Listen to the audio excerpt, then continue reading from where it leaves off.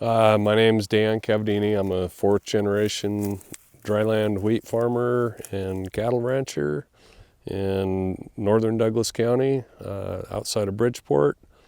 We run approximately 150 head of mother cow-calf pairs, and we farm just right around 5,000 acres of crop ground, and we have approximately 8 to 10,000 acres of native pasture land.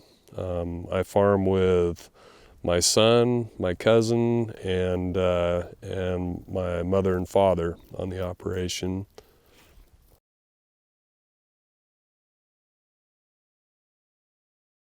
Basically, the interest in the SARE project, I've been very interested in grazing covers. We've been into the cover crop test trials and stuff since, I believe, 2014 or 15, and always wanted to utilize those cover crops as far as utilizing them instead of eradicating them. I'd always thought it was better to let the cows or some form of livestock graze those covers instead of using chemical termination.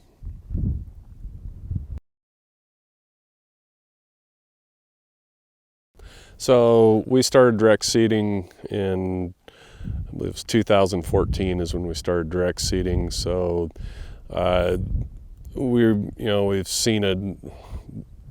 wanted to see a change, getting away from all the runoff, whether it was wind, water, the erosion issues, and so that basically was the foundation of why we switched to direct seed, and then it just kind of evolved through the Okanogan Conservation District's cover crop trials. It just kind of evolved of we thought we were doing soil health, and we weren't even touching the surface of what soil health really entails. And so the cover crops brought that mindset of getting away from the monocultures and basically getting away from just farming dryland wheat or triticale or canola, and being able to mix up and be able to promote more biology and get into more of good soil underneath the ground instead of just what's growing on top.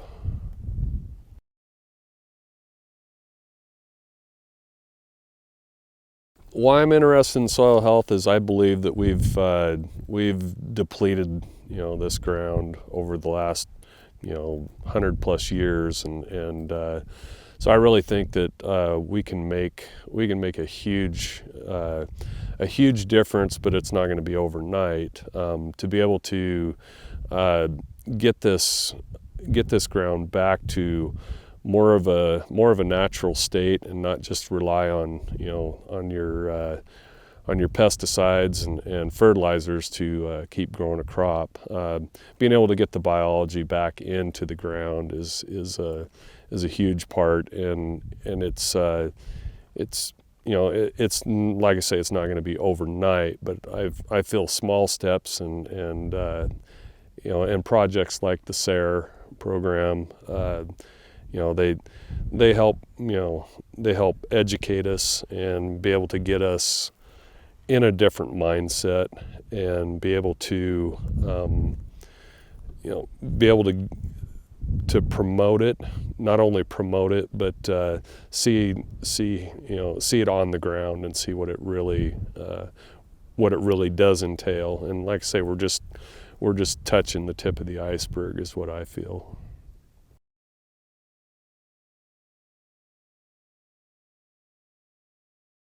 What I was hoping to achieve was, or am still hoping to achieve, is how we can take this high desert arid area and be able to have a both healthier livestock and healthier soil at the same time. Being in this elevation and say a 8 to 10 inch rainfall area, normally we start running really low on pasture, not only grass quality but grass quantity on our native pastures. And if we can have something to be able to give those cattle a little bit better situation of grazing, whether it's throughout the summer or throughout the winter also, to be able to offset all of our deficiencies in our native pasture ground. And with the diversity of the mixes and and promoting the soil health, I really think we're going to be able to cut down on our fertilizing amounts and be able to get use more of the biology and get rid of more of the synthetics in the whole farming operation part of it.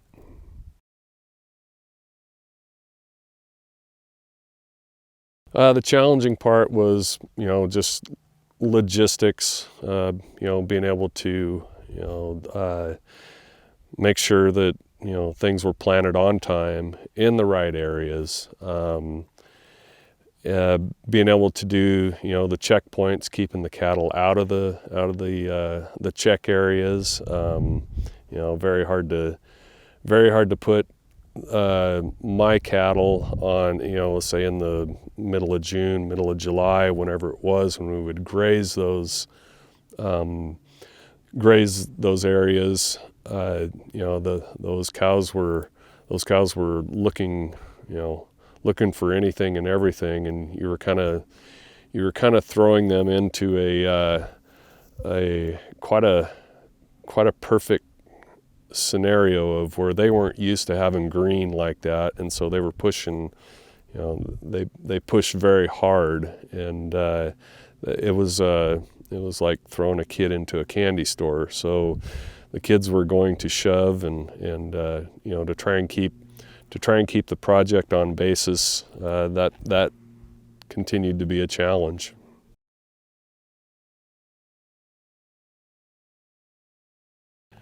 To do it again, probably a little bit better fencing situations, a little bit better weighing situations to be able to to have better track of our what the cows and the calves did do on the covers, and also in the perfect situation, I think I'd rather have just calves and trying to put weight on them, not having cow-calf pairs, because it is a economic. You do have to look at the economics of it, and we're wanting to put pounds on calves and versus putting pounds on cows and calves.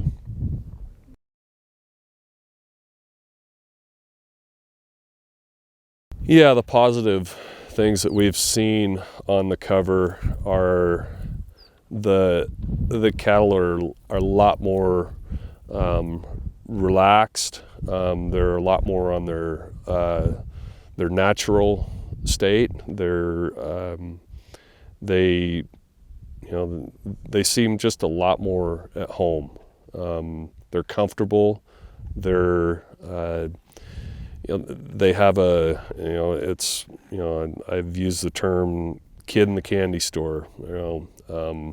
That kid's going to get tired of one piece of candy. He's going to go to another one if you give him that option. So, just seeing how you can get the different get the different habits of the cows. They're just like humans. We don't want to eat the same thing over and over again. It gets redundant, and so just the whole health, as far as the natural state of them is amazing.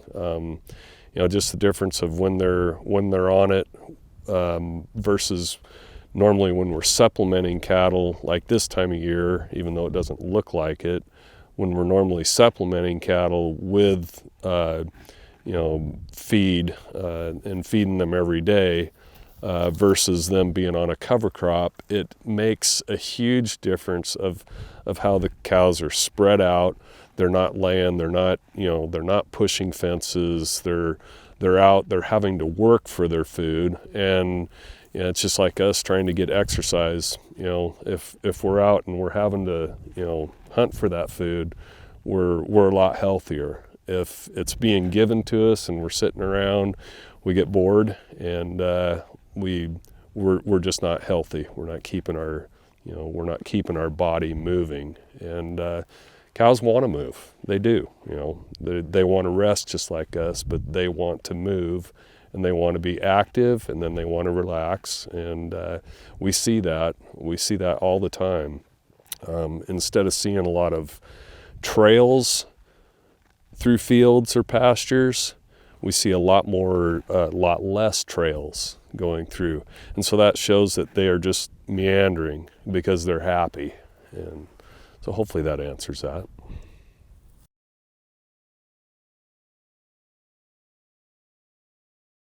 We've gone outside the box even more, and we've changed a lot of our cover crop areas. Not only have we increased the amount of acres of covers, but we've changed timing on how we graze the covers. We're actually grazing covers as of today, more of it as a winter stockpile situation, trying to cut feed costs down. And so, we've tied both cover crops and cash crops into the same seeding mix. And so we've been able to, we're actually able to not only graze covers, but be able to utilize a cash crop, which is very important as far as where most of our ground is leased. We have to show a revenue to those landlords to be able to make it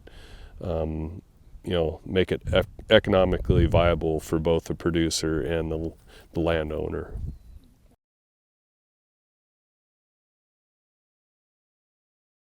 I think the biggest advice is you're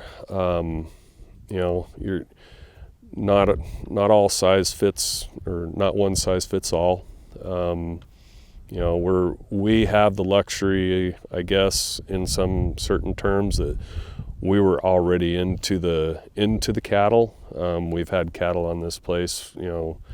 This is basically fourth generation cattle farm too, or cattle ranch too. So, we have some of the, we have a lot of the existing fences and things like that. But I think probably the biggest thing is it takes time and to see what the rewards are, and I really don't think that we've seen the potential of what the rewards are yet, and that's still yet to come. And